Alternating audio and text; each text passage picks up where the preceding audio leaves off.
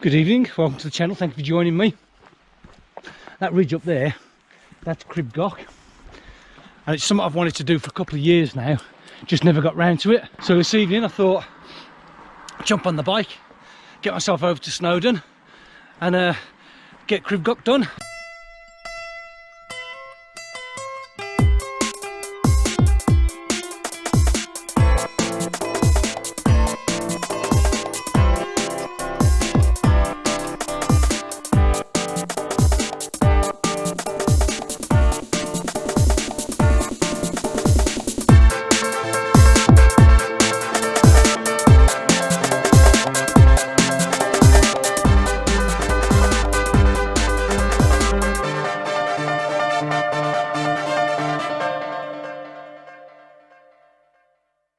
Looking forward to this one, but it's not just a hike, is it?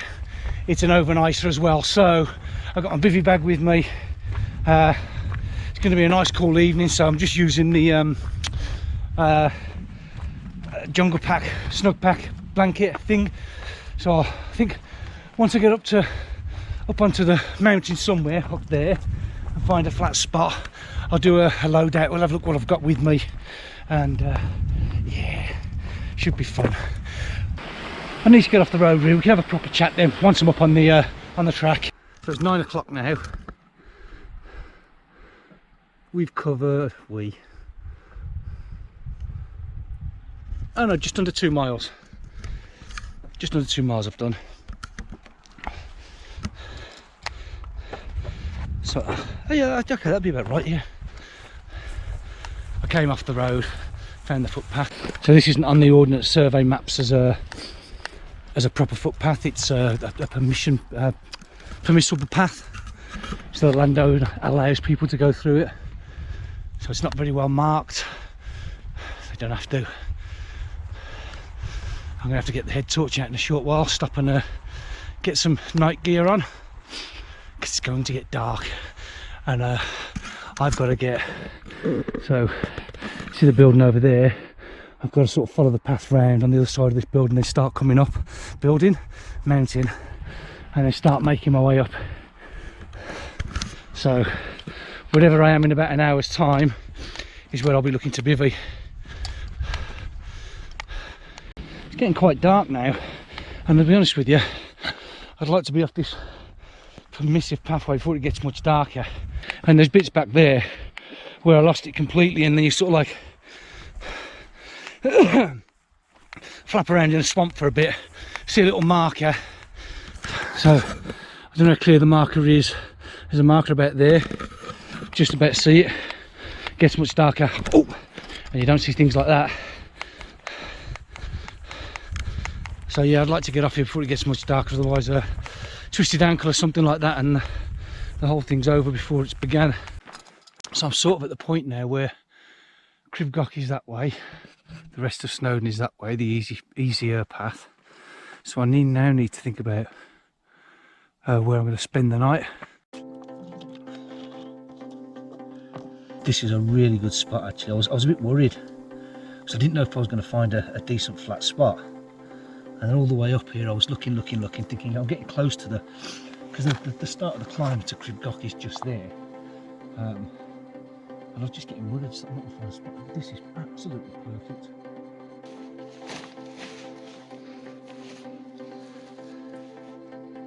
Only peg. Trekking poles. Set 2.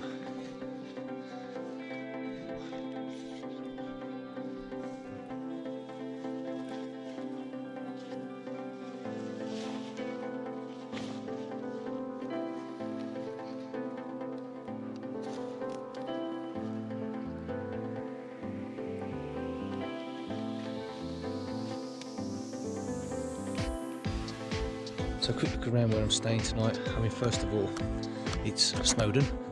You can't see it, but the peak's somewhere over there. Yeah, I am pointing towards it, and Crib Goch's just in front of me. Big drop off there, be falling down there tonight.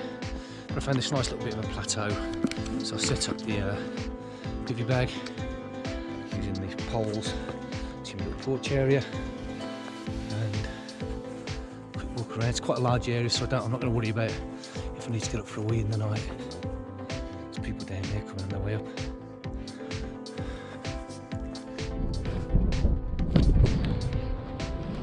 While I'm here, just pause for a second to give Jay a shout out. Jay from Jay's Wild Camping. Obviously he normally comes camping with me on these woodland camps when we go out on them. And I know we would love to have been here on this one, but broken arm, torn bicep ligament as well, so yeah, he can't be here today. So if you're feeling so inclined, why not go over to his channel, Jay's Wild Camping, give him a sympathy sub. If you don't want to give him a sympathy sub, it's also his birthday. Happy birthday, Jay. So why not go over and make his birthday by giving him a sub on his channel. They don't cost anything, they're free, but it'll make him really, really chuffed, that would. He don't look bad for 60. So I'm talking about kit now, and the kit I brought with me, getting a bit windy. So shelter wise, I've got the British Army bivvy, the Tempole and the Overmont inflatable pad. It's a bit of a luxury this, but it's one I wouldn't really do without. It's massive, it's oversized, it's over width, it's over length, it's probably over thickness as well. It's just totally massive, but it's so comfortable. That's the first thing ready to go back in the rucksack. The next thing is the bivvy bag.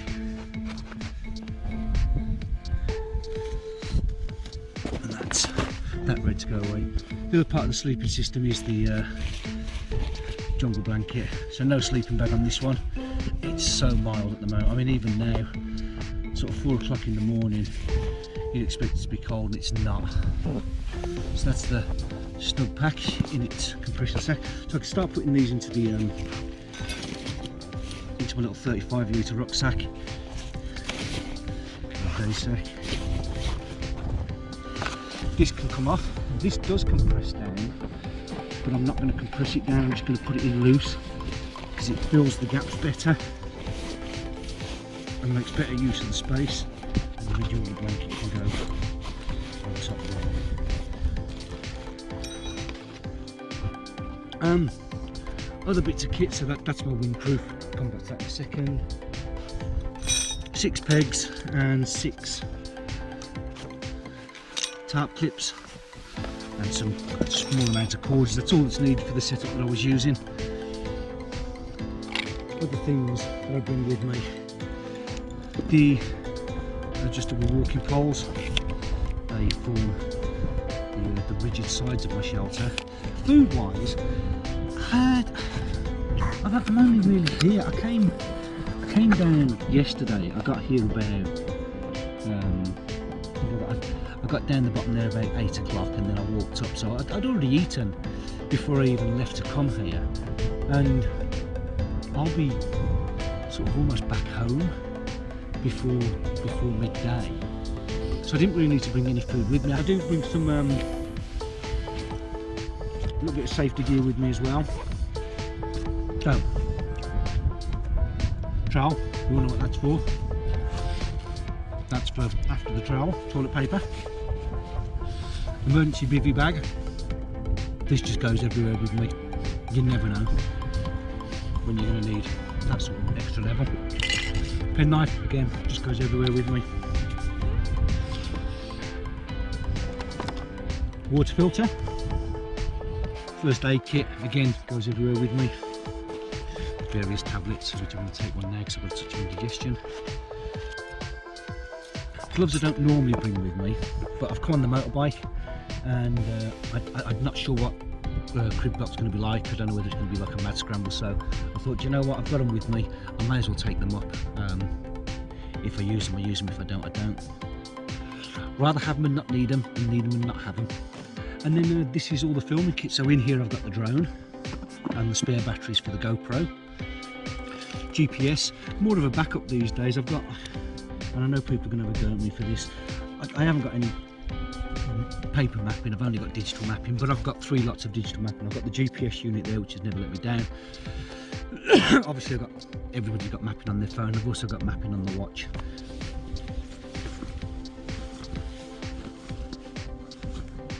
So yeah, that's pretty much all I've brought with me. The actual gear that I need to do the camp is fairly minimal.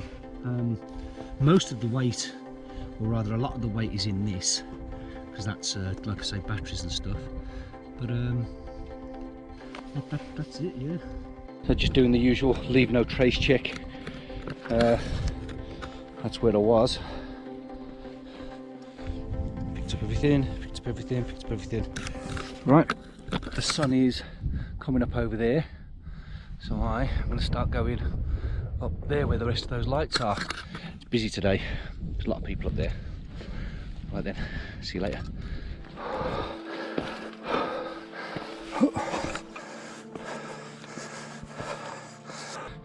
There's the moon, there's the sunrise, and here's me.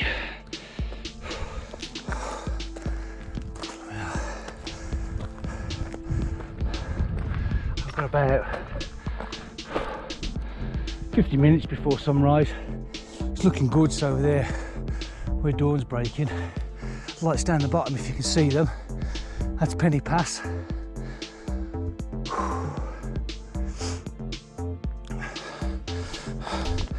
And there's parts of this that are proper little climb, I tell you. Where you can't really see a footpath. This one's not too bad, you can see where the people have been. But it's not great. Still going up. Up there somehow.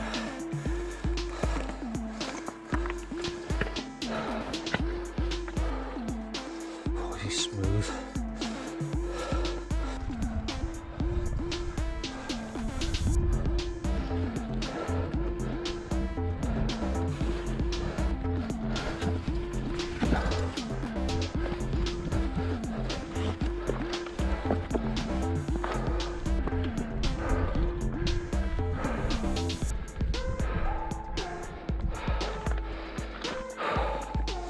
Assuming this way and then that way.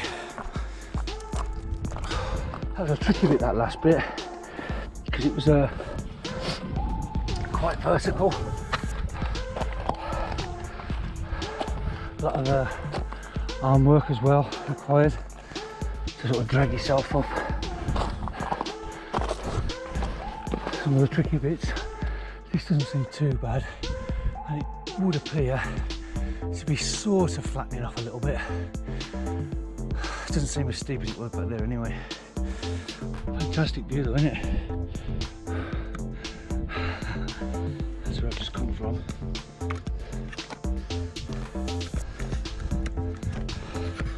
Down there.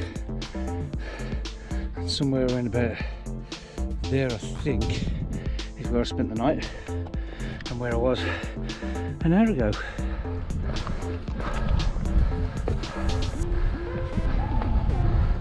Oh, that's slippery. Oh, mind your step. People down there coming up. A bit hazy at the moment, but still got to get up there yet.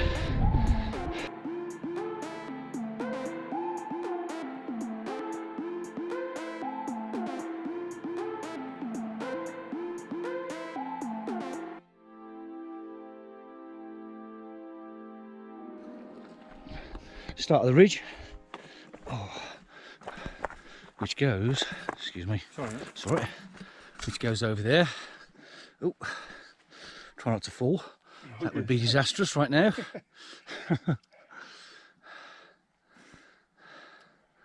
So that's the next part of it. It should be fun.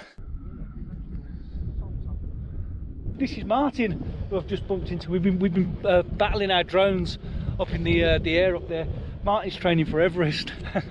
I'm sure he'd really appreciate likes and follows and Instagrams and all the rest of it, because he's young and youngsters do all that. So do you want to tell my followers, my viewers, where they can go and find all about what you're doing? Yeah, so we're on Instagram at Operation Everest.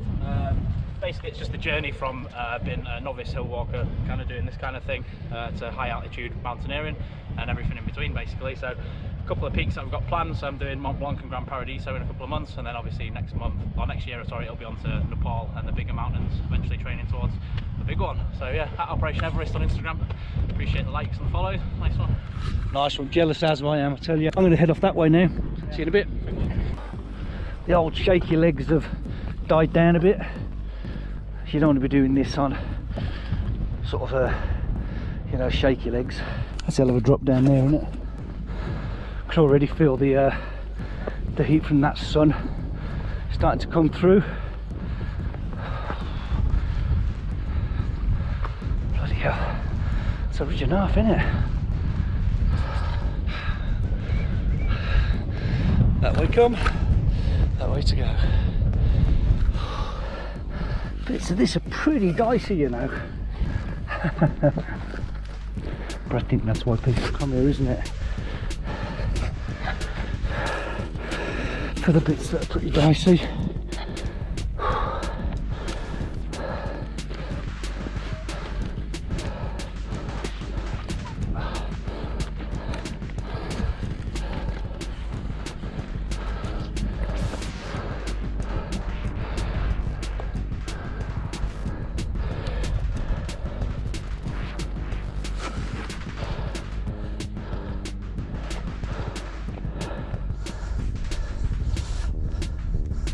Thing is, once you're halfway over here, you're pretty much committed. There's not a lot else you can do except keep going. I think if I go down there and across, that'd be a better way.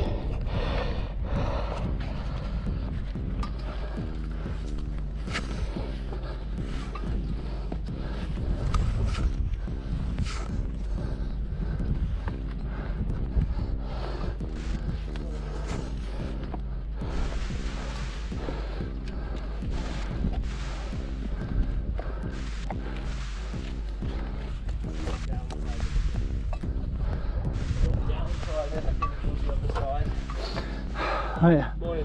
Which way are you going? Yeah, we're going to go round. Okay. Do you want to come across, mate? I'll keep you there all day. It's alright.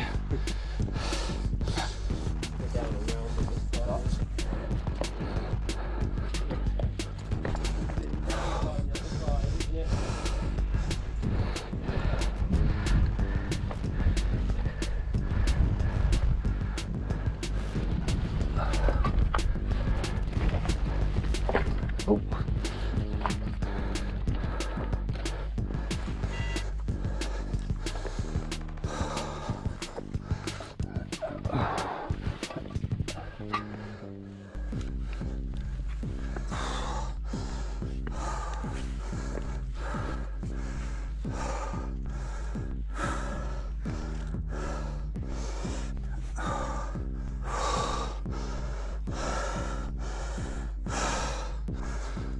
Assuming that way, not that way.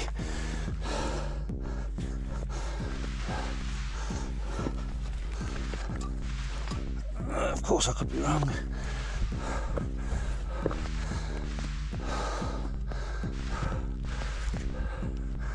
I was wrong.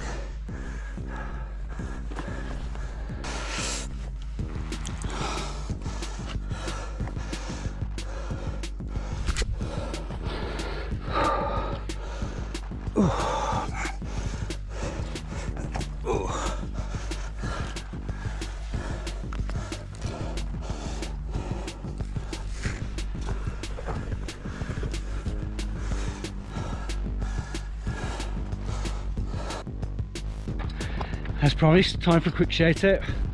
Hi Phil. So that's Cribgock behind me. I did spend the night on Snowden. Lovely night as well. Dead warm. I've just come over Cribgock. I had planned to save the Hi Phil until I was on Cribgock, but it deserves a bit more respect than that, to be honest. It takes a lot of concentration, so while I was up there I thought, no, change your mind, do it when you're off there. So yeah, thanks for subscribing. Bye.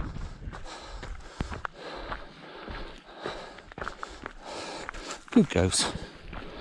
That was great, that was. Really enjoyed it.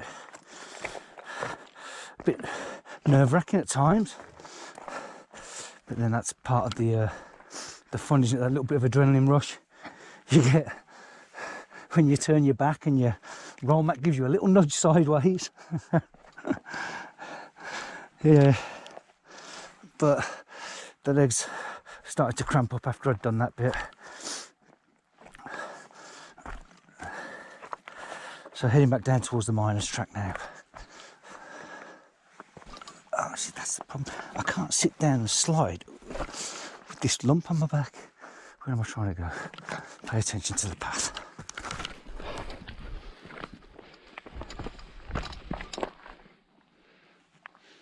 Sometimes it's difficult to know what's a footpath and what's a watercourse, and it makes a difference because footpaths are where people go, and they tend to be people friendly, whereas watercourses have waterfalls on them and they suddenly end. There's a footpath. There's the footpath there. Crib got done. I'm down off the mountain sort of now onto one of the proper, more well-maintained footpaths. Going to follow this down. If it goes in, well, see, I could have gone that way up to the peak. The plan was never to go to summit Snowden anyway. The plan was to do the ridge, which I've done. So I thought, well, I can go up that way, do the round trip that I was going to do. Or, I mean, I didn't even know that you could get onto the miners track once you was up on the ridge there, but yes, you can. So I'm thinking, if I go that way, I'm probably still up here for another 2 or 3 hours on the mountain. Whereas if I go this way, I'm probably back at Penny Pass in 45 minutes. And because it's downhill, 45 minutes later, back at the bike. So I'm going to take the easier route. I've done my day.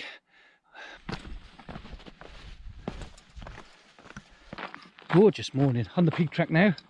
It's pretty much flat hit now, I think, all the way back to Penny Pass. That's where I went over this morning. So climbed up, and then over all the ridges,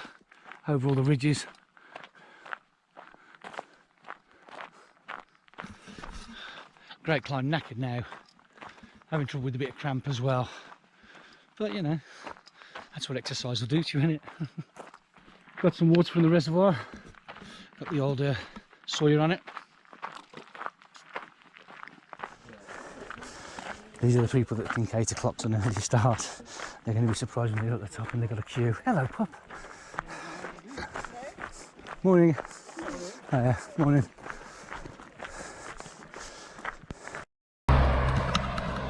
Another wild camp adventure done, and Crib got ticked off the to-do list. I think for now I'm going to call this one done and sign off. I've still got about another hour down this road to get where I've left the bike. So yeah, I'm going to sign off. As usual, stay safe, have fun, and I'll see you on the next one.